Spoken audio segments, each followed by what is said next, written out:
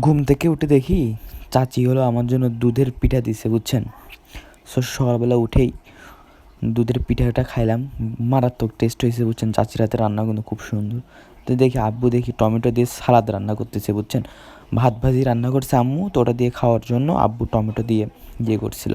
So আব্বু সকালবেলা শাকগুলো তুলছে আমার জমির। আম্মু আবার দেখি রুটিও রান্না করতেছে, কারণ আমি একটু খাই বেশি, তো আমার ওইটুকু ভাত ভাজি দিয়ে হয় না, বুঝছেন। সো আম্মু রুটি রান্না করতেছে।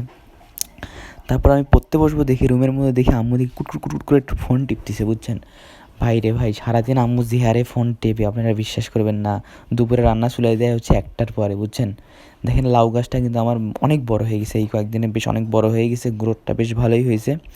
আর দেখেন আমি মরিচ গাছ কিনছিলাম, দেখেন মরিচগুলো অদ্ভুত মরিচ না, এই মরিচগুলো গোল গোল হয়, বুঝছেন, কালো কালো আর গোল।